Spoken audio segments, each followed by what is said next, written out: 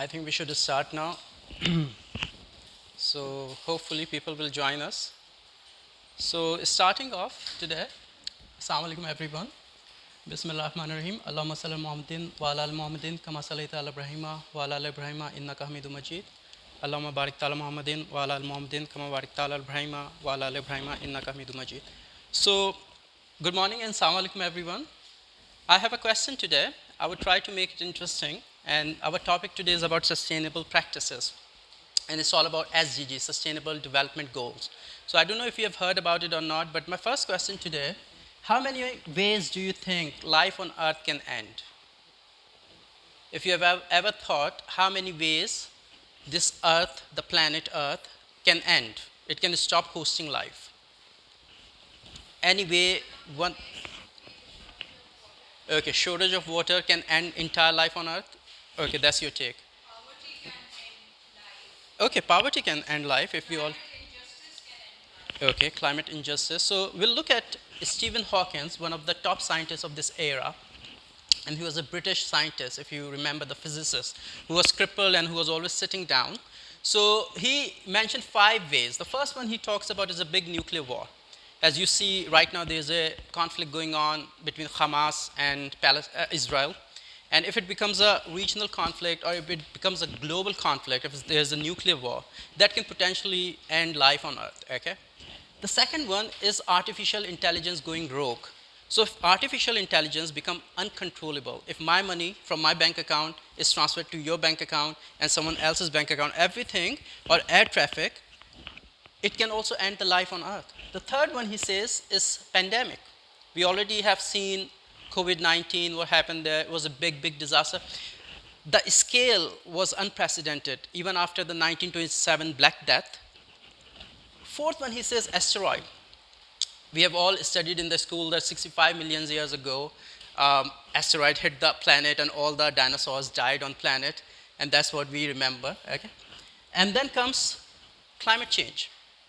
And perhaps that's our topic today. What is climate change and how is it taking place? So just to give you a perspective about climate change, I want to link it to globalization. As we have already gone through what Stephen Hawking said, I want to bring in Thomas Friedman. He's a writer, he's a journalist, and he has written a lot about globalization. And one of the books that he has written is called The World is Flat. So what he says that there are 3 eras of globalization. The first era was from Columbus discovering America, 1492 till 1800. The second one, 1800 till 2000. And the third one is right now we are in. What globalization has done, it has ensured the cross-border flow of ideas, communication, trade, and we are all enjoying all the facilities. And the first era that we are talking about, industrialization took place. With industrialization comes mass production and mass consumption. So people who used to eat 1 time a day, they were able to eat 10 times in a day. But little did we realize that it is putting a pressure on the environment. So globalization, good or bad, I don't know. But what I'm saying here, it has resulted in many things, be it deforestation, be it air pollution, be it acid rain. I put globalization as to the central point, which is also depleting the ozone layer. So we understand that we have gone through a hyper-globalization in the recent times where when I was brought up, I was eating chai kulcha. That's the only thing I knew how to eat. But today, when you are at home, you have got the apps like Food Panda. You're ordering 4 to 5 times in a day. And this order is putting a pressure on the environment because why we are using the natural gas. And when the natural gas has been utilized, you're transporting the food. So all these practices of mass consumption has put a pressure on the environment. So did we know about it? So Shell company, they had the knowledge about the global warming in 1960s, but they lied to us. They never told us that something big is coming. And they let it cooking because why? The profit was at the center. So they engage in this unethical practice of hiding the information. And there were researches that proved that this practice of globalization will end in something very drastic. A disaster was looming. And we did not know. And as you are aware that mass consumption, when it took place, one of the agreements in 1944 was Bretton Woods Agreement, where we tried to create peace in the world. And that piece was on economic interdependence, import and export. As you see, Pakistan is importing like hell amount of money, And so here comes the point, sustainability. What is sustainability? We understand that yes, there have been three eras of globalization. Thomas Friedman talks about it. He never did mention that yes, this can result into something very disastrous, and that is global warming. And we understand big companies in the world, oil cartels, they were already aware of the fact that yes, if we keep consuming oil and we do not shift to renewable sources, this will result in something bad. Here comes sustainability. So any one of you who knows the definition of sustainability, who understand what is sustainability, what is sustainable practice before we get to the topic? What's your definition of sustainability?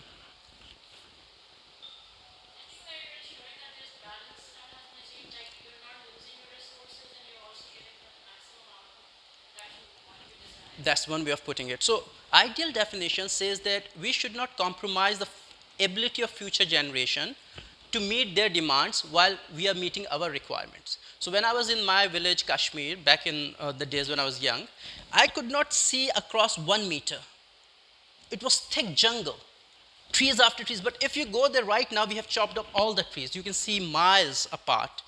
And if we use up all the resources, we have got fossil fuel. There are three types of fossil fuel. What are the three types of fossil fuel that we have handy right now? Oil, gas, and coal. These are the fossils that we have right now. And if we use them all, we do not transfer or shift to the renewable, the world will end. And keeping this view in mind, all the rich countries again, after the Bretton Woods Agreement, they sat together in 2015, and they decided that we have to meet some goals, and they are called Sustainable Development Goals, and they want to achieve them by 2030.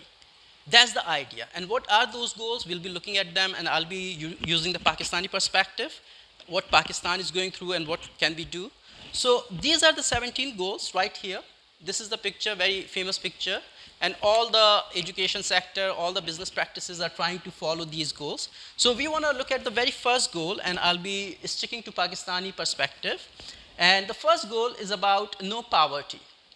So if we discuss poverty in Pakistan, what's your take on that? What do you think? What's the percentage of poor people in Pakistan? Is it 10%, 20%? And how do you define poverty? What's your definition of poverty? So we say that yes, 40% of the people are below the poverty line. And what's the definition of poverty for you? Okay, so excellent, excellent. So someone who cannot afford 2 meals in a day is considered poor in Pakistan. So we understand poverty in Pakistan is phenomenal. Sometimes it is said that 60% of the people are unable to make both ends meet, and they are below the poverty line. According to the figure, different figures, we have got one of the figures by World Bank shows that $3.2 Pakistani, an average Pakistani earns in a day. So when we discuss poverty in Pakistan, what do you think? How can we reduce? What's the solution? Recently, World Bank has pointed out that we have to transform our human resource into human capital. Now, the idea of ending poverty through education, 16 years of education has failed. You become productive after 16 years. You go to school, college, then the university, then you are able to produce something. But thanks to IT, you learn some skill in 6 months' time or a year time, and you're able to produce something. So what I suggest as a solution, if we want to reduce poverty, at least in Pakistan, because I don't know the figure, one of the figures that I know from 2012, that $168 billion were required to eradicate poverty from all over the world. But guess what? America has spent $3 trillion in Afghan war. That's our preferences are. So if we are preferring war, if we are not going for that, I don't think we can end poverty. So let's go to the second one and look at zero hunger. Not only is it poverty, which is a big issue in Pakistan, it's also hunger. 38% of children under 5 are stunted. They do not reach the full growth due to the malnutrition. We cannot provide for them, okay? So that's a startling figure. That's a big figure, like 40%. And as we understand in a country where 60% of the people are between the age of 1 and 30, they're young enough. What's the solution? How can we ensure food security, especially in the phase where we had 2022 floods that washed away everything, and our food security is at stake? Recently, I have seen a special investment facilitation council, which is a civil military partnership. They are working on an area in Punjab where they will be doing agriculture, they will be doing cultivation. And that's one of the initiatives that we see in the recent time that can ensure your food security. But again, like, do we really think about urban farming? I mean, I live just behind Safari Park, and the entire area is vacant. There's nothing but wild grass. Even if we, just plant vegetable there, we can provide it to the entire town. That's just a common sense, but it's not our preference. That's the problem, you see. So we understand that's one of the things in Pakistan, and how government is going to do this. It's a big issue. All the issues are interrelated. Let's look at good health and well-being. Apart from poverty and hunger that we have seen, mother mortality rate and child mortality rate is just one of the indicators I'm picking to give you an idea what's going on in Pakistan. So look at the health. I mean, there is a entire social system behind it. Early marriages, lack of basic health units, and all these things contribute to the death of a person. Okay, so average man's life in Pakistan is 65 years old, and women's life is 60 years old. And compare with UK, where the life expectancy has reached 90 years old on average. So you can very well imagine, and those people, they're drinking and doing everything, and they're very well off. I mean, they're very healthy. But compare with us, I mean, you can clearly see 67 deaths per 1,000 live births. This is a staggering amount. It's a staggering number. It's not because of like negligence of a health worker or a paramedic. It's just natural. So what are the solutions?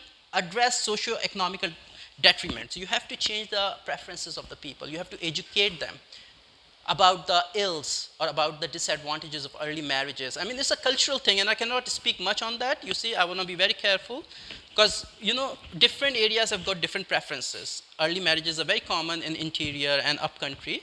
In fact, in my village as well. So I don't want to talk much, but again, that's one of the areas that we want to look at.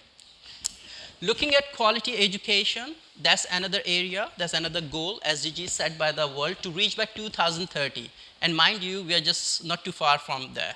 So in terms of Pakistan, the recent figure shows in Sindh, the 6,000 goes to school. The school does not exist. There's no teacher.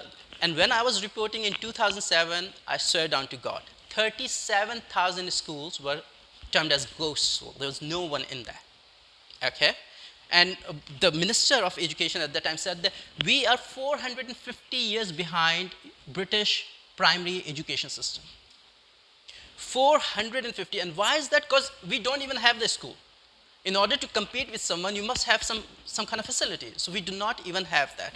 So solution, I literally don't have any solution because we have got grammar schools, we have madrasa system, we have got different education system. One of the claims all the time, why do we have English system, why don't we have Urdu system, and all these kind of things. All these problems make it a bigger problem, but of course education is required and we have to fight this. It's a global thing, it's not Pakistani thing only, but again, I do not have figure on all the countries, so I cannot discuss. Gender equality, a great topic, very famous, going with Aurat March, My Body, My Choice, and all these things, the words like women objectification, misogyny, all these things have come in. And what does it mean? Nobody knows, unfortunately, as far as I understand, because it has a very subjective meaning. So Pakistan has been ranked 145th out of 146 countries in the global gender gap index. We are just one step behind to being the worst country in terms of gender. I mean, just imagine if half of us work and half of us don't work. Only males work and females do not work. Do you think we can make it? All of us have to be on board to make the difference, yeah? So we understand enforce equal opportunity legislation could be one of the solutions, because I remember in America there was an equal employment right campaign that started, and they legalized it. They did some legislation. So this is required here. We must have some kind of law that ensures that there is, well, it looks very rosy here that there are more females in urban areas. You just start traveling towards interior and you'll see that there's no female in the workforce. It's all male-dominated, male-oriented workforce. So that's a disaster. Like out of 250 million people, we are saying 125 million people will sit home, they're not working. So that's gender equality that we are looking at. And moving on, clean water and sanitation. Huge issue again in Pakistan, especially a city like Karachi. The requirement for Karachi is 1,200 million gallons of water per day. Do you know how much we receive per day? 560 million gallons of water. And it results in what? All the infectious diseases, all the waterborne diseases. When there is no water, people will consume something at the end of the day from any source, whether it's contaminated or not contaminated. And that's what we are seeing here. We had to build Kalabagh Dam. It's been like centuries. It did not materialize. We had K9 project, K7 project. All these things. There has to be some kind of solution because population explosion is the biggest challenge to Pakistan. And if you look at the waterborne diseases, that 50,000, that's reported I'm talking about. 50,000 people die every year in Pakistan just because of waterborne diseases. And I'm not talking about Africa and all the parts of the world. That amount of people, we can find maybe a Einstein in there. Someone who is dead might have been a very intelligent person. He could have been Einstein, he could have been Newton, he could change the world. But we do not have that human resource here. Why? Because of this. Now comes a very interesting thing, affordable and clean energy. Now, in terms of Pakistan, I'll give you a fact check here. Just from Thar, the open desert, we can make 50,000 megawatt of electricity against our demand, which is about 27,000 megawatt at peak. We have a beach coastline stretching from Karachi to Gwadar, 1,100 kilometers plus. Not do we have a single, wind turbine station there in the form of a coalition that can produce energy. So we are not thinking to shift to renewable energy anytime soon, given the infrastructure and IPPs that we have.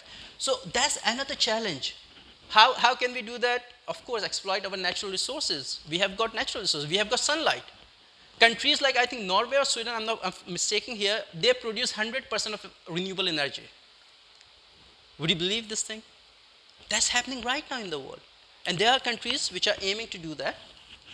Okay, moving on to decent work and economic growth. As we have already discussed about the challenges, Pakistan population is increasing by 2.3%, means 48 lakh people are added to Pakistan every year. 40 to 48 lakh people we have every year in Pakistan, which means we have to grow by at least 2%. If it is 3% of the population, we might be increasing our growth rate by 3 or 4%.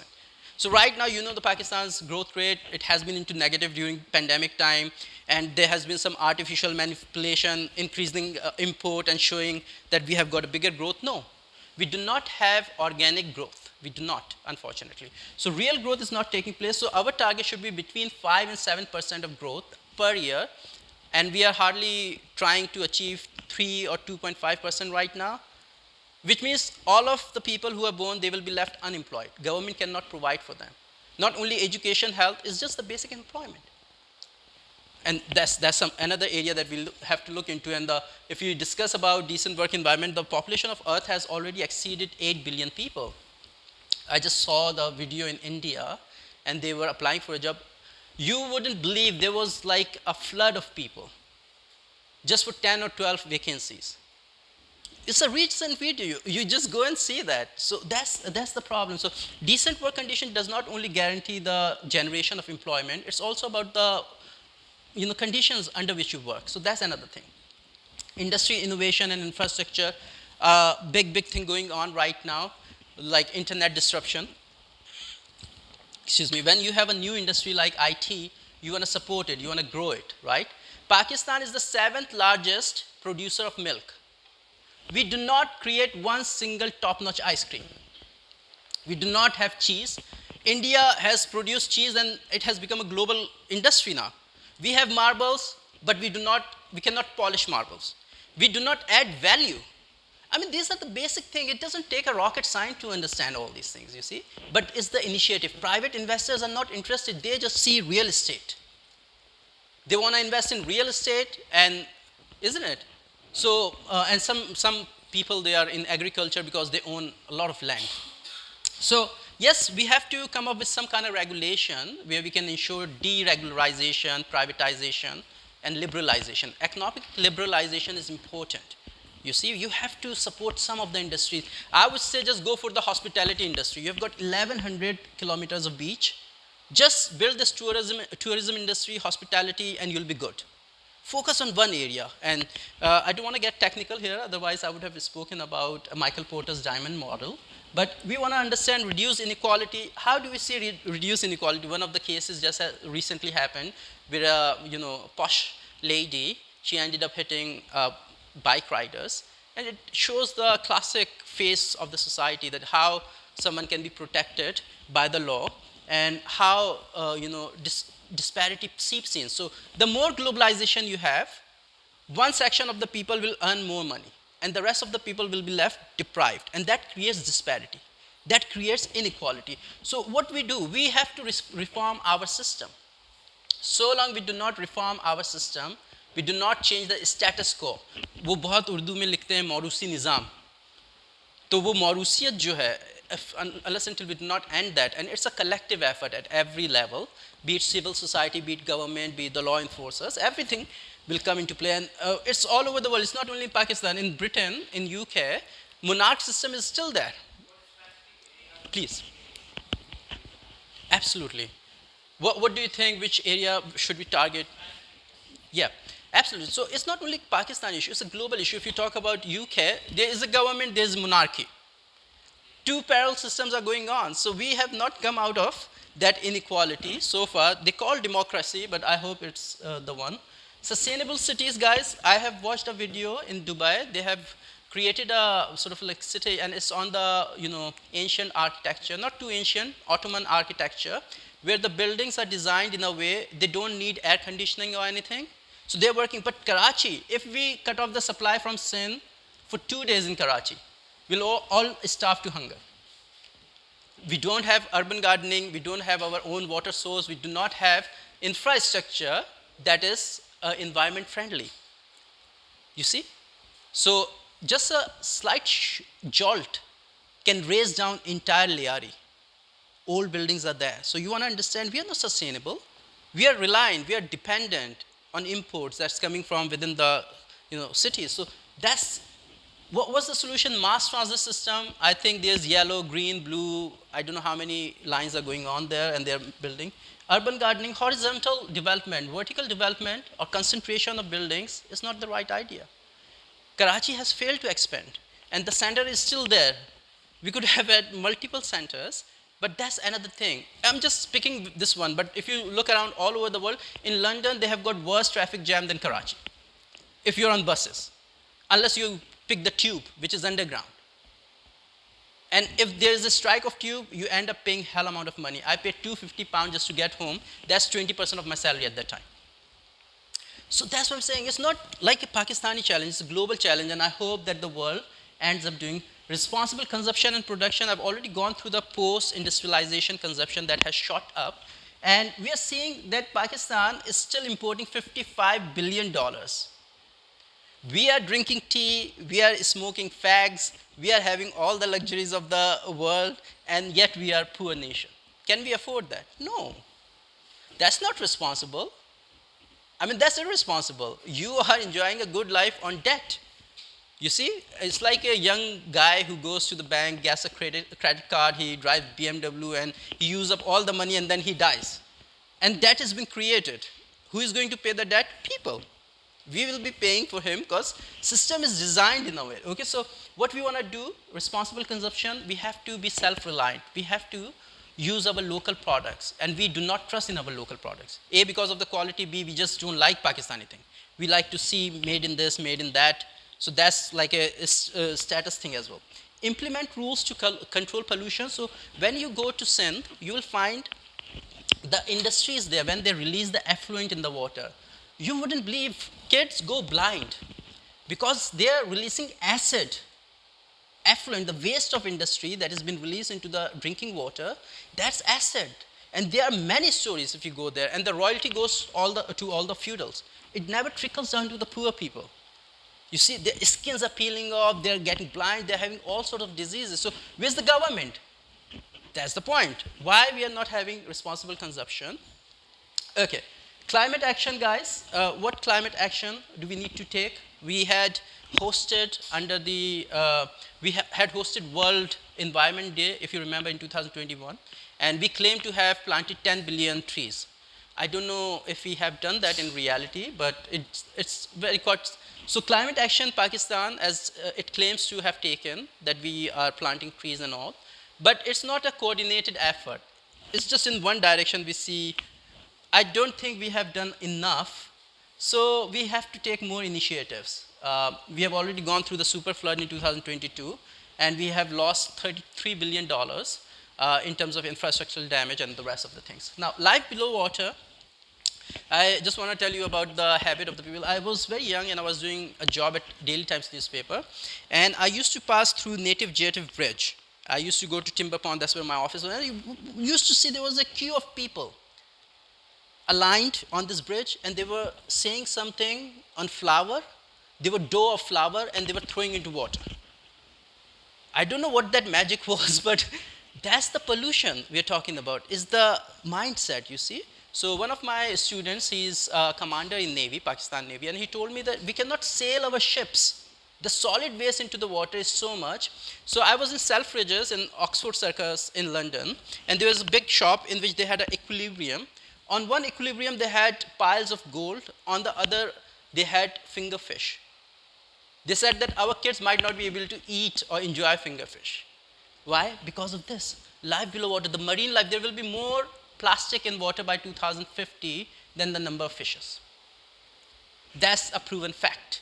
So the way we are consuming, and it takes 350 years for plastic to decompose. That's what we're talking about. In our system, there's plastic because we are consuming marine, seafood and everything, and they are also consuming plastic. So it is a circle that's going on. Yeah. So solution awareness, of course, that's the first thing. Life on land, guys, as I've already discussed about the degradation, oil degradation.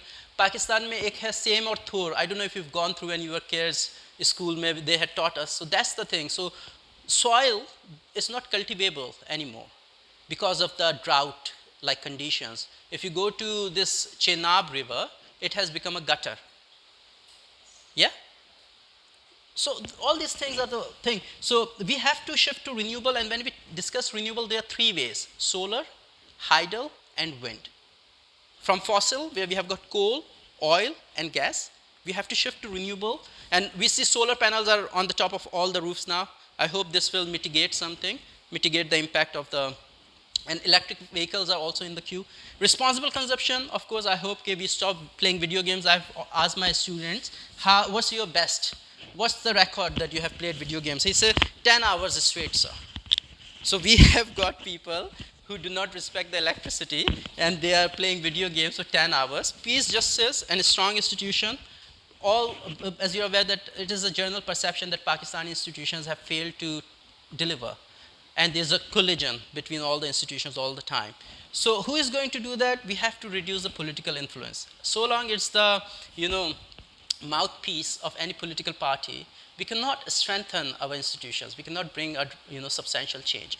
So that's something through political and democratic process. Partnerships, as I've already mentioned, that Pakistan had hosted the World Environment Day. I hope that it will continue to do that and enhance intra-regional cooperation between the countries. We have got, neighbors we never talk to. But is it everything wrong? Is everything bad? Is there a hope of light? There is. And I want to share someone who is very young. His name is Bilal Saqib, and he's a Pakistani. He came up with a wonderful idea. He contributed. All of us can make a difference by making small changes in our life, and I want to show you this young kid. He was on the Forbes magazine. He was published on the Forbes magazine, and he is a student of London School of Economics. And he came up with this idea of these wheels. So he went and identified the problems of the people, deprived people, and he came up with these push wheels. In my village, it's still practice, like we carry two big pots on head, and it hurts in spinal cord and the top. So this guy has come up with this thing where you can push this can, and that can carry about 12 liters of water. It's a brilliant idea. We all can do that. And as Allama Iqbal said, I just want to go through a couple of liners. कि जिन्हें मैं ढूंढता था आसमानों में ज़मीनों में वो निकले शामिल मेरे खानाए दिल के मकीनों में महीने वस्ल की गहराइयों की सूरत उड़ते जाते हैं और गहराइयाँ जुदाई की गुज़रती हैं महीनों में. है दर्द दिल तो कर खिदमत फ़कीरों की, नहीं मिलता ये गौहर बादशाहों के ख़ज़ीनों में. So we want to understand, no matter how privileged you are, how rich you have to share, you have to play your role in whatever way, be it education, online free classes, anything that you want to contribute. So that's the end of my presentation on sustainable development goals, and thank you so much. And I hope that if the floor is open, you guys have to contribute, you can make your contribution and you can tell me what we can do to achieve these goals. Because the target is 2030 and we are in the midst of many wars, Ukraine-Russia war, we have other wars going on as well. So, I mean, it's totally your call now. Thank you so much, guys.